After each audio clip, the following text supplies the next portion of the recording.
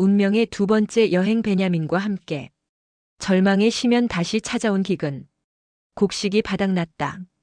애굽에서 가져온 마지막 희망의 양식마저 모두 떨어져 버렸다. 죽음의 그림자가 다시 한번 야곱의 집을 덮쳤다. 다시 가서 우리를 위하여 양식을 조금 사오라. 야곱의 목소리에는 체념이 배어 있었다. 하지만 이번에는 선택의 여지가 없었다. 유다의 최후 통첩 운명을 건 단판. 유다가 앞으로 나섰다. 그의 눈빛에는 더 이상 물러설 수 없다는 절박함이 가득했다. 그 사람이 우리에게 엄히 경고했습니다.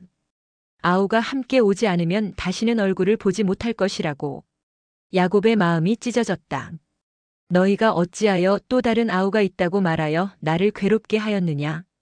하지만 형들의 대답은 절실했다. 그 사람이 자세히 질문했습니다. 우리가 어떻게 그런 요구를 할 줄 알았겠습니까? 생사를 건 맹세 유다의 담보. 유다의 음성이 떨렸다.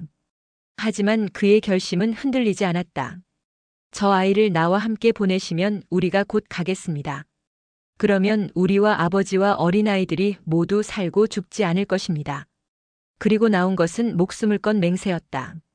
내가 그를 위하여 담보가 되겠습니다. 내가 만일 그를 아버지께 데려다 드리지 않으면 영원히 죄를 지겠습니다. 우리가 지체하지 않았더라면 벌써 2번 갔다 왔을 것입니다. 마지막 축복 아버지의 절규. 야곱은 마침내 항복했다. 더 이상 버틸 힘이 없었다. 떨리는 손으로 마지막 예물을 준비했다. 유향과 꿀, 향품과 모략. 이 땅의 가장 아름다운 소산들을. 그리고 갑절의 돈까지. 전능하신 하나님께서 그 사람 앞에서 너희에게 은혜를 베푸시기를 원하노라. 그리고 마지막으로 터져나온 절규. 내가 자식을 잃게 되면 이르리로다. 이것은 체념이 아니었다. 운명에 맞서는 마지막 외침이었다.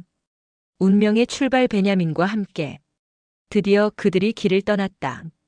이번에는 베냐민이 함께였다. 야곱이 목숨보다 소중히 여기는 마지막 아들, 라헬이 남긴 유일한 기억이 이제 위험 속으로 걸어 들어가고 있었다. 형들의 마음은 복잡했다. 베냐민을 지켜야 한다는 책임감과 그 사람 앞에서 다시 무릎 꿇어야 한다는 두려움이 교차했다. 충격의 순간 요셉의 특별 명령. 애굽 총리의 궁전. 요셉은 베냐민의 모습을 보는 순간 심장이 멎는 듯 했다. 20년 만에 보는 동복 형제. 어린아이였던 베냐민이 이제 청년이 되어 자신 앞에 서 있었다. 이 사람들을 집으로 인도해 드리고 짐승을 잡아 준비하라. 요셉의 명령이 우렁차게 울려 퍼졌다. 이번에는 달랐다. 특별한 대접이 기다리고 있었다. 공포의 예감 덫에 걸린 양들. 요셉의 집으로 인도되는 형들의 마음은 공포로 가득했다. 전번에 우리 자루에 들어있던 돈의 일로 우리가 끌려드는도다. 그들은 직감했다. 이것은 덫이라고. 노예가 되고 모든 것을 잃게 될 것이라는 공포가 그들을 엄습했다. 문 앞에서 필사적으로 해명했다. 우리 돈을 우리 자루에 넣은 자가 누구인지 알지 못합니다. 놀라운 반전 청지기의 위로. 하지만 청지기의 대답은 의외였다. 너희는 안심하라. 두려워하지 말라. 너희 하나님이 재물을 너희에게 주신 것이니라. 그리고 더욱 놀라운 일이 벌어졌다. 시므온이 감옥에서 풀려나 그들 앞에 나타난 것이다. 살아있었다. 형제가 무사히 돌아왔다. 극적 상봉 베냐민을 본 순간 발을 씻고 나귀에게 먹이를 주며 그들은 요셉이 오기를 기다렸다. 손에는 정성스럽게 준비한 예물이 들려 있었다. 드디어 요셉이 나타났다. 너희 아버지, 너희가 말하던 그 노인이 안녕하시냐? 아직도 생존해 계시느냐? 너희가 내게 말하던 너희 작은 동생이 이 아이냐? 그리고 베냐민을 바라보며 떨리는 음성으로 소자여 하나님이 내게 은혜 베푸시기를 원하노라. 감정의 폭발 억눌린 20년의 그리움. 요셉의 마음이 무너져 내렸다. 베냐민을 사랑하는 마음이 복받쳐 올라 더 이상 견딜 수 없었다. 급히 안방으로 들어가 격정을 토해냈다. 20년간 억눌러왔던 그리움의 눈물이 강물처럼 흘러내렸다. 얼굴을 씻고 나온 요셉은 다시 총리의 가면을 썼다. 하지만 그의 마음은 이미 요동치고 있었다. 신비한 만찬, 숨겨진 메시지들.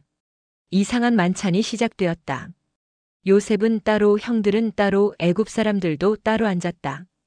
그것이 그들의 관습이었다. 하지만 놀라운 일이 벌어졌다. 형들이 나이 순서대로 정확히 앉혀진 것이다. 어떻게 이방인이 우리의 나이를 알 수 있단 말인가? 형들은 서로 이상하게 여겼다. 베냐민에게 5배로 마지막 신호. 그리고 더욱 의미심장한 일이 일어났다. 요셉이 자신의 음식을 나누어 주는데 베냐민에게는 다른 사람보다 5배나 많이 주었다. 이 모든 것이 우연일 리 없었다. 무언가 거대한 비밀이 이만찬장에서 꿈틀대고 있었다. 형들은 마시며 즐거워했지만 알지 못했다. 이것이 마지막 시험의 전주곡이라는 것을, 그리고 곧 그들의 운명을 완전히 뒤바꿀 충격적 진실이 드러날 것이라는 것을. 폭풍 전야의 고요함이 그들을 감싸고 있었다.